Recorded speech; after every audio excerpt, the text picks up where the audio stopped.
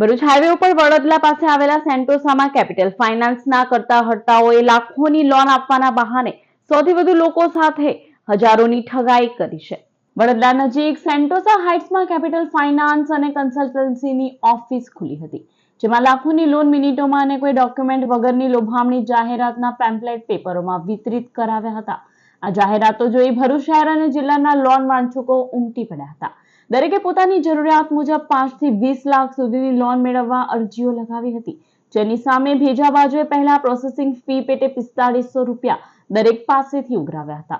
ત્યારબાદ ઇન્સ્યોરન્સ અને લોન મેળવવાના નામે લોન અમાઉન્ટના 4% રોકડા લઈ 1 મેના રોજ એકાઉન્ટમાં રૂપિયા જમા થઈ જશે તેવા લોલીપોપ આપ્યો હતો. 1 મેના રોજ લોનની રકમ ખાતામાં જમા નહીં થતા આજે શુક્રવારે 40 થી વધુ લોકોએ ઓફિસે દોડી જતા ફાઇનાન્સની ઓફિસના શટર પડેલા જોવા મળ્યા હતા. સંચાલકોને મોબાઈલ કરતા ફોન પણ સ્વિચ ઓફ હતો. લોનના નામે કૌભાંડમાં સૌથી વધુ લોકોએ લાખો રૂપિયા ગુમાવતા અંગે ભરૂચ સી ડિવિઝન પોલીસ મથકે ફરિયાદ રૂપે અરજી આપવામાં આવી છે.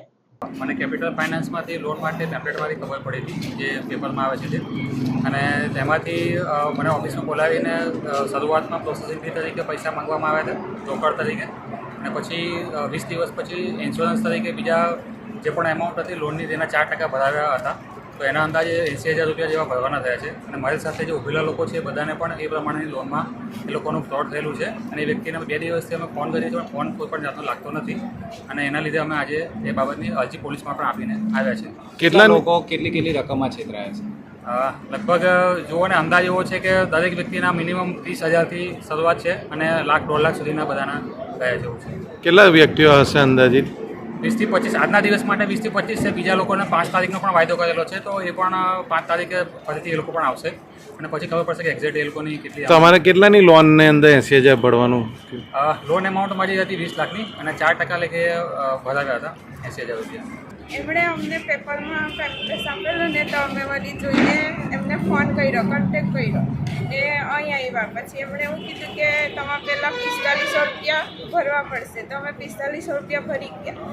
તે પાછો ફોન આવ્યો કે તમારી 7 લાખની લોન પાસ થઈ છે. તો પછી અમે અહીં આવ્યા તો એવું કીધું કે 28,000 રૂપિયા તમારે એના માટે આપવા પડશે. તો અમે 28,000 રૂપિયા આપી ગયા અને પહેલી બીજીમાં જમા થઈ જશે એવું કીધું ને હજુ જમા નહીં થયા. એટલે અમે ફોન કર્યો, પણ એમનો ફોન સ્વિચ ઓફ બતાવે છે. કેટલાની લોન હતી તમારી? 7 લાખની. લોન તમને લોનની રકમ મળી ખરી? ના, નહીં મળી. મેં ટાટા કેપિટલ ફાઇનાન્સમાં લોન માટે એપ્લાય કર્યું હતું.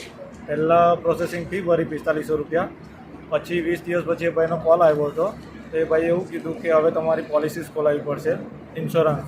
એટલે ઇન્સ્યોરન્સ ખોલાવવા માટે એ ભાઈએ 4% લેખે મારી જોડે પેમેન્ટ ભરાયું. મેં તે ઘડી 25,000 એ ભાઈને કેશ આપેલા. ત્યારબાદ એમને એવું કીધું હતું કે 3 દિવસ પછી તમને ચેક પોલિસી આવી જશે તમારી, એટલે અમે તમને ચેક આપી દઈશું એમ.